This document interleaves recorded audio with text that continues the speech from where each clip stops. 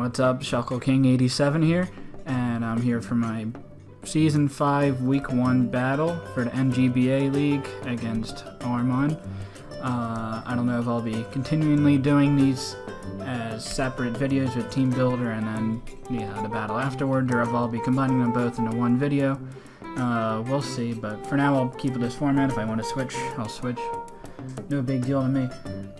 He's probably our best battler, I would say, in this league. Out of all the contestants here, I've battled him a couple times in this league.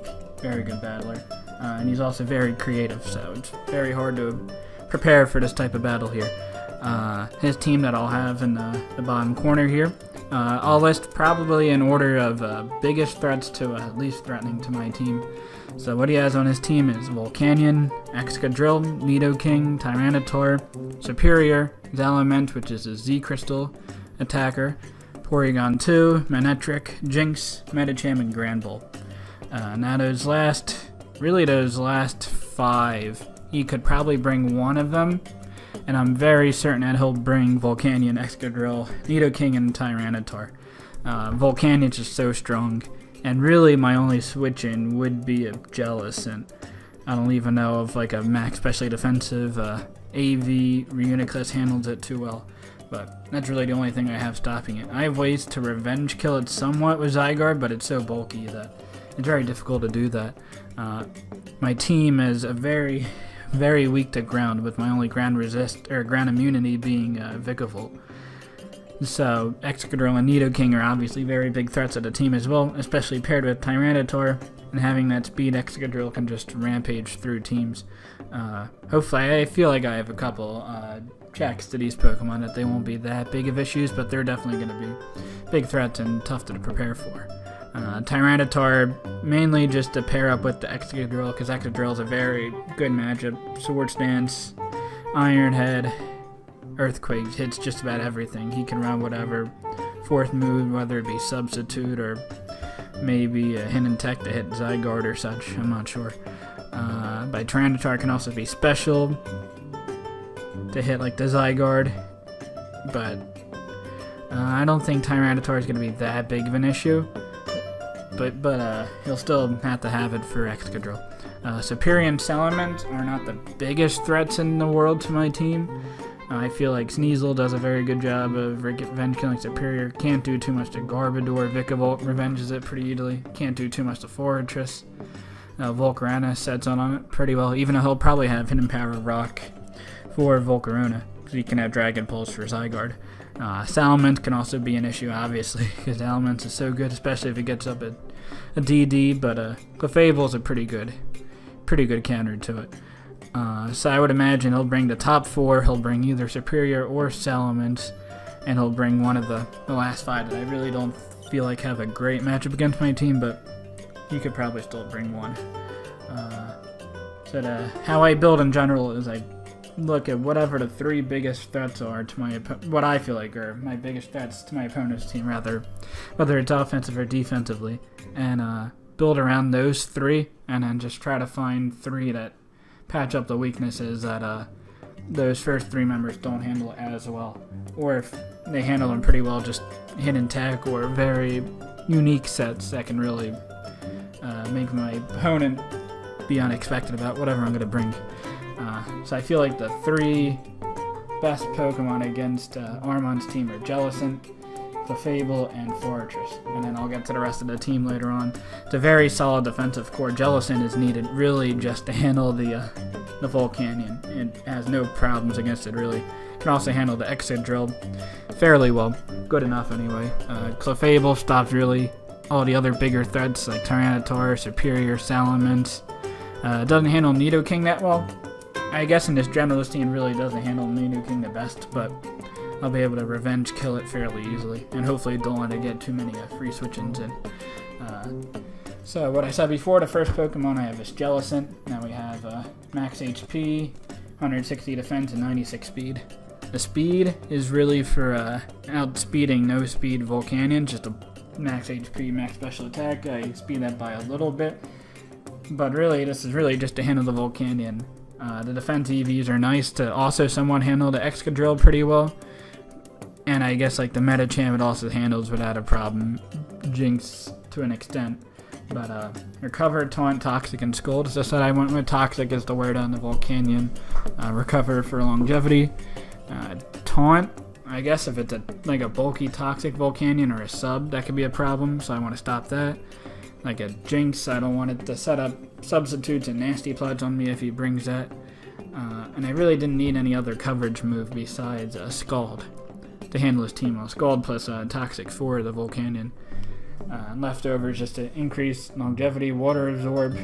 I could have gone with, I suppose I could go with Curse Body, but it's really nice just to have 100% reliable counter to the Volcanion here. The next set I have is Clefable, basically max defensive Clefable. Unaware with Wish, Protect, Heal Bell, Moonblast. Very, very standard set. Unaware is really for the superior. I want to make sure that it doesn't set up Leaf Storms and just kills my entire team here. Even though it's not specially defensive, it can stall out Leaf Storms pretty easily with Wish, Protect. So that's why I went with that. Also, I don't want a Tyranitar with Dragon Dance. Potentially could be a problem as well, so make sure it doesn't. It'll still keep the speed boost. It'll speed me either way, but at least to make sure that the attack's not going to be a problem and I can kill it or get it low enough to maybe revenge kill it. But pretty standard there. Doesn't handle the Excadrill, doesn't really handle the Volcanion, but it's not really meant to do that either. To handle the Excadrill, though, is going to be my Fortress with Stealth Rocks, Toxic Spikes, Earthquake, and Rapid Spin. Now, I'm pretty sure he's going to be bringing in the Nidoking either way, so Toxic Spikes might not be able to get up this match. But if he doesn't have it, that'll be great to wear down the Porygon 2 if he has it, to wear down the Superior and the Volcanion again if I don't get a Toxic on it right away with Jellicent.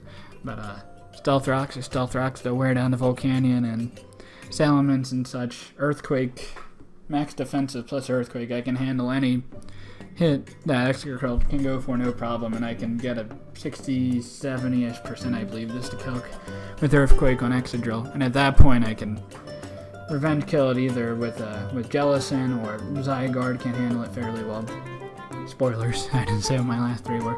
But and Rapid Spin, obviously, to take away any Toxic Spikes Nidoking might have, or Rocks. The Rocks I don't think are the biggest issue to my team, but we'll see. So the next poke that I have right now, just to hit is, my team is fairly defensive right now. I don't have really any wall breakers to break down his team, though really his only wall is Porygon 2, and I guess Granbull, but I really don't think he's bringing the Granbull. The Granbull really only has a good matchup against my Zygarde, and I guess my Sneasel, Mienshao, but I feel like I have a lot of ways to revenge kill it pretty easily, and it's a very passive mon, so I don't think he'll be bringing that against my team. So I'm going to bring Choice Band and Zygarde with 1,000 Arrows, Outrage, E-Speed, and Toxic.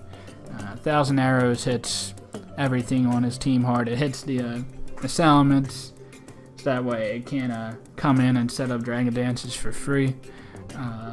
Outrage, in case I do need that extra damage input that Outrage has compared to 1,000 Arrows, if I want to kill, say, a Salamence, or if that'll be the difference between OKOing like a Superior or whatnot. E-Speed, just to have the priority, is very nice to have, and Toxic can wear down. Really, that's only for the Porygon 2 on a switch in. And once that's Toxic, it's not a problem at all. Not that. I feel like Porygon 2 is not that big of an issue anyway.